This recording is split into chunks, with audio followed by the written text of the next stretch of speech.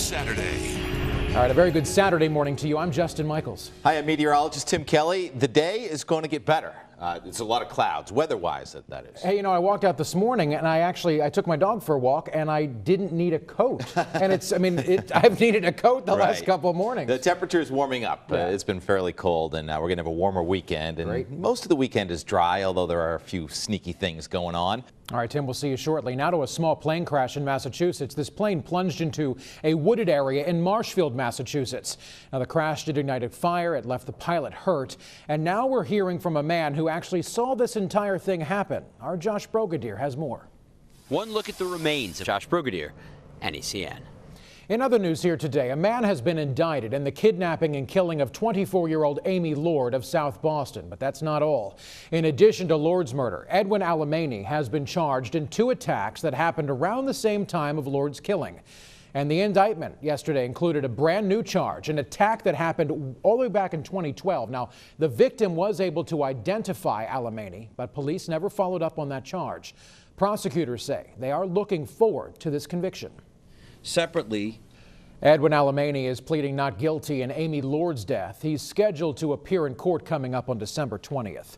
Charges have been upgraded in the killing of an extortion victim of James Whitey Bulger. William Camuti is now charged with murder in the death of Stephen Rakes. Now, he was previously charged with attempted murder. Rakes was found dead this summer. The medical examiner determined that Rakes was actually poisoned, and he did not get the chance to testify at Bulger's trial. Police remain tight-lipped on what they've learned about human remains found in 2 different Massachusetts communities.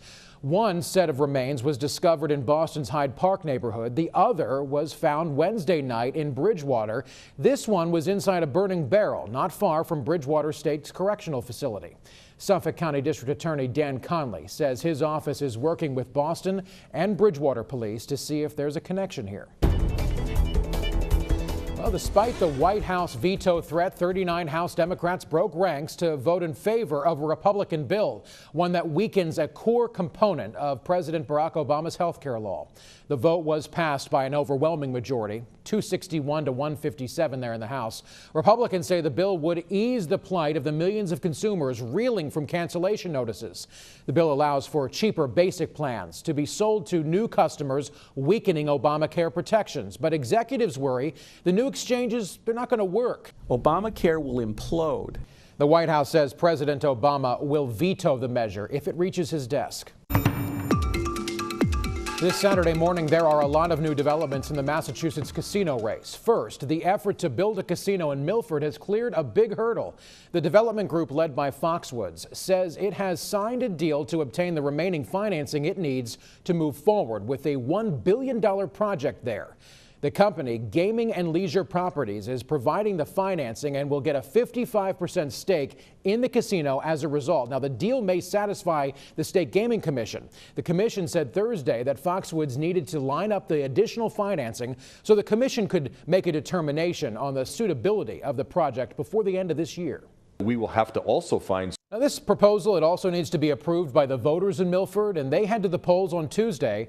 Foxwoods is vying for the sole casino license to be awarded in the greater Boston area. Meantime, the Mashpee Wampanoag tribe wants to open a casino in southeastern Massachusetts. Its new compact with the state was signed by the governor yesterday. Under the compact, the tribe would give the state at least 17% of the gambling revenues from its proposed casino in Taunton. Now, the Federal Bureau of Indian Affairs has 45 days to approve this new compact.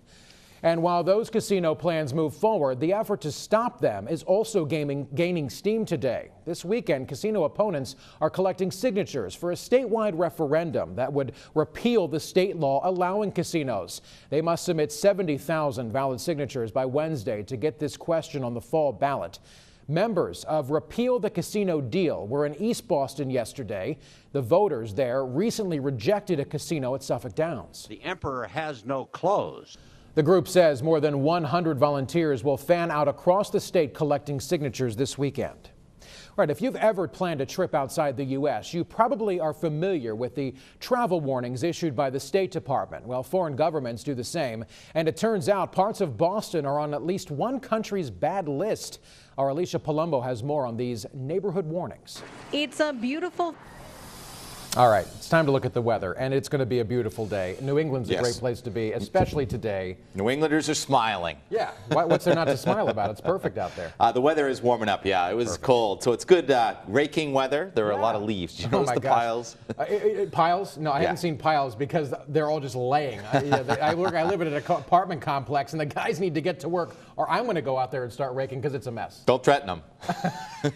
Here's what's going on. A fine day for raking. All right, now to a story that has everyone gushing. Everybody should be gushing. The entire city of San Francisco has turned into Gotham City, and all for a very important Make-A-Wish Foundation request. 11,000 volunteers have helped a 5-year-old boy become Batman. NBC's Jennifer Bjorklund reports on this special day from, at least for now, Gotham City, a.k.a. San Francisco. A little boy's dream come true. NECN. And they say superheroes don't exist. I say they're wrong. All right, here's some interesting news out of Hollywood and a car maker. Expendables 2 action star Jean-Claude Van Damme, he's showing off his killer leg muscles in a new ad for Volvo, of all cars. In this stunt called the Epic Split, the Van Damme, he stands between 2 moving trucks with 1 foot on each side. Take a look. What is he doing? He performs his world-class split there between these 2 trucks while the 2 trucks are moving. The film aims to demonstrate the unique stability of the Volvo dynamic steering.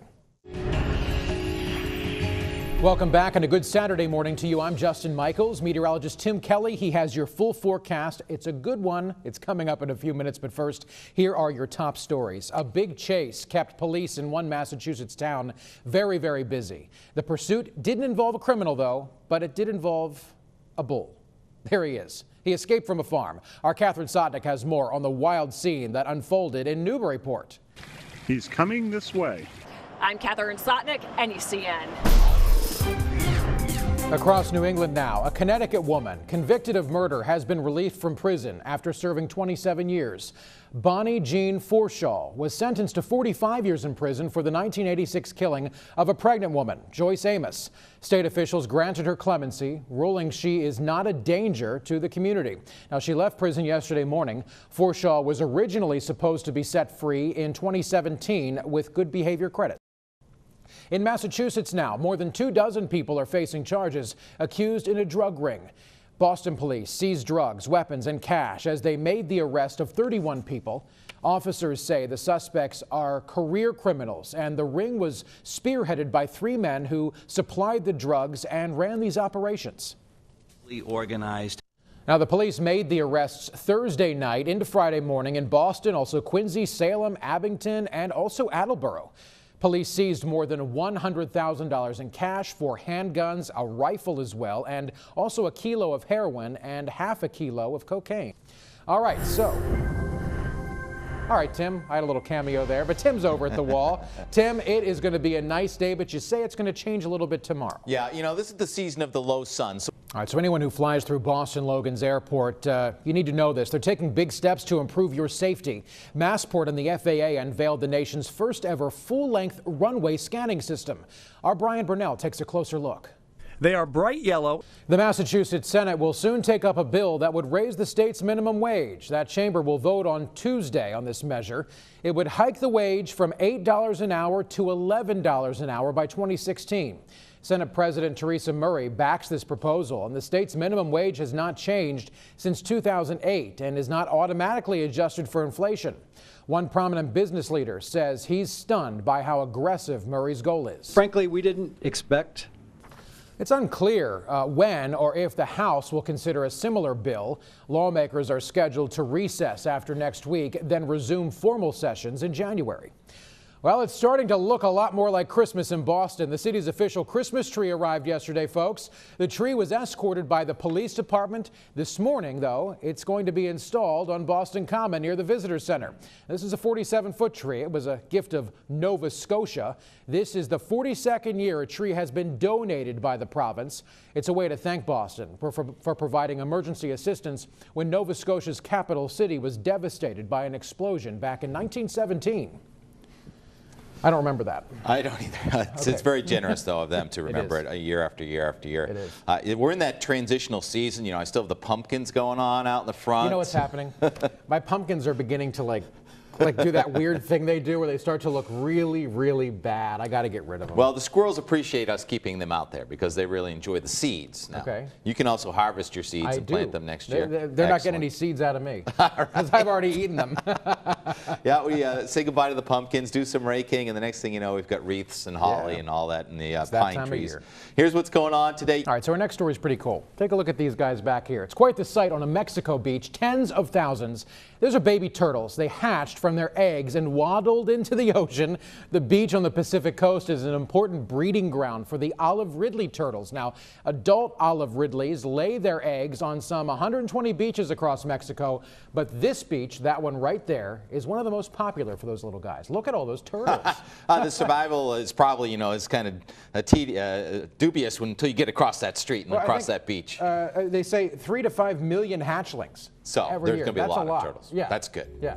I think they're fun. All right, that's all our time. I'm Justin Michaels. And I'm Tim Kelly. Thank you for watching NECN, New England's news station.